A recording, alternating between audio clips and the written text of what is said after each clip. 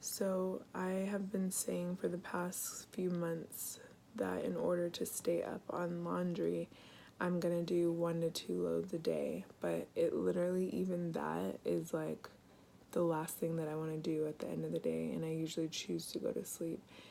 And so there's so many things going in my head right now that I was just like, these are moments that I would journal, but instead I'm doing laundry and I will probably go straight to sleep when I'm done. And then these are things that I would like make a little sentence note, and it would become like a long caption on Instagram, which it probably still will. But I figured this is a moment that I can just talk it out with you guys and share it, and maybe it will relate to something you're going through, and you can just kind of see how my brain operates and how I think about stuff. So anyways, basically, I have been doing a lot of energy work around my kids because probably about a year and a half ago, I woke up to the realization that I was building my business around my family and not my family. No, I was building my family around my business and not my business around my family. And I realized that I was working so hard for my family that it didn't make sense that I was missing out on the very thing that I was working so hard for. And so thank God I have a mentor who is amazing and who is family oriented and who preaches the importance of unplugging and having downtime and not grinding yourself into the dirt in order to be successful, which is kind of like a motto. Like I used to pride myself on like I'll sleep when I die, and like I don't watch TV and I don't do anything fun. I just work, and I thought that that was like the cool thing to do. And so over the past few years under her leadership, I have seen that that's not most serving. And then even more so, I've seen the aftermath of being a disconnected mother because I'm so busy that I'm constantly doing for my kids, but I'm not being there for them.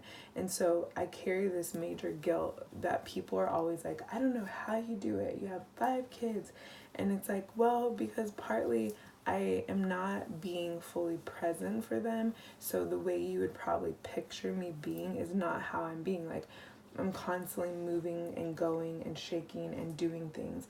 And, you know, yeah, my kids are very well taken care of, but are they, you know, emotionally? And so that's what I've been working on the past year and a half, is like unbusying myself, staying focused, having boundaries, like having downtime. I'm probably about 80% there, where at 4 o'clock till bedtime I don't have my phone. And then now what I'm working on is, okay, I don't have my phone, but now I don't have the habit of being fully present with my family and doing my own self-work. I've realized that has a lot to do with me being just disconnected in general from my emotions and from people. And so I have very surface-based relationships, and even with my kids, and so intimacy is hard for me. And so that's why I was staying so busy, because it was hard for me to be present with my emotions and present with the people around me. So it was constantly like, hey, I'm here, okay, gotta go, and I would never just be. And so I'm working on my beingness versus my doingness. And so I was in my feelings because today I was trying to do all the things, which was do the laundry and keep the house clean and do the school project and, you know, do the work and be present with my kids and like just do all the things. And then it's like my husband is mad because he comes home and the house was a mess because I chose to be present with my daughter and do homework instead of do cleaning.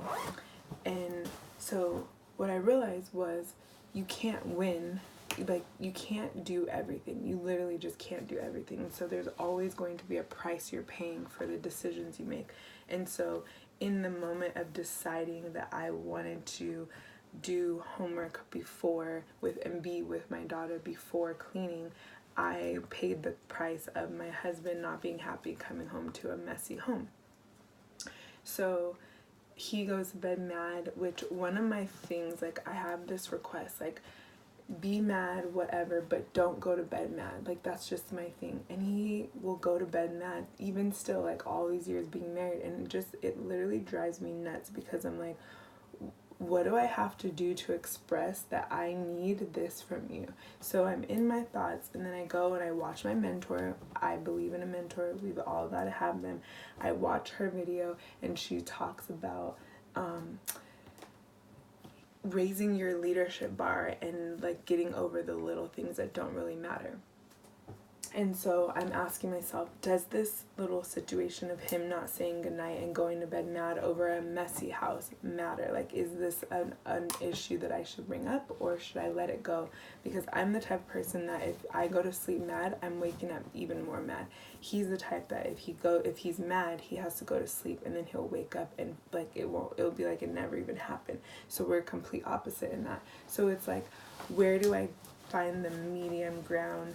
Where do I compromise and meet him where he's at, and not expect him to meet me where I'm at? And so anyways, I was just in my thoughts and my feelings, pissed off about that, and just like thinking about all the doingness that it takes to be in life. And I was just thinking tonight that when we just focus on being, like, you can rest more easy. Like, as much as I didn't do all the things that I wanted to do today, and I did a lot of things as well, as long as I was being love and being connected and being present, that's what is important to me. And being happy and being fulfilled, that's what's important to me. So it reminded me to go back to making decisions based on who am I being? What is this activity making me feel like? And if doing that is not serving me and putting me in this situation of being who I want to be, am I being the woman that I want my kids to remember? Am I being the wife that I want my husband to remember?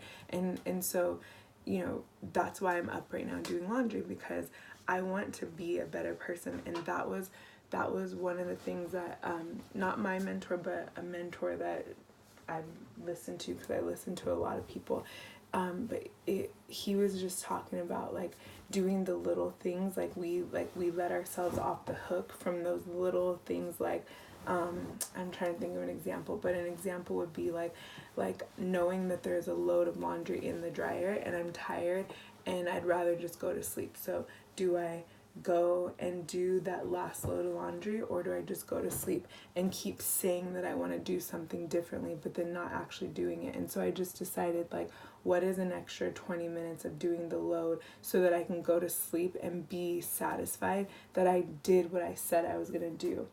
And so then I'm like navigating the being versus the doing, because I'm still doing laundry right now instead of being in my bed and being rested. And so it's just this constant battle of the doing versus the being. So anyways, these are the things that I think about, and I was just letting you guys in my head. And I always like to have a moral. So the moral of this message to you is really to just ask yourself, what are you doing? What is your doingness? And where can you shift into more of a beingness and be more of who you want to be versus doing all the things that you feel like you need or should be doing? Because the list will never end. The laundry will never end.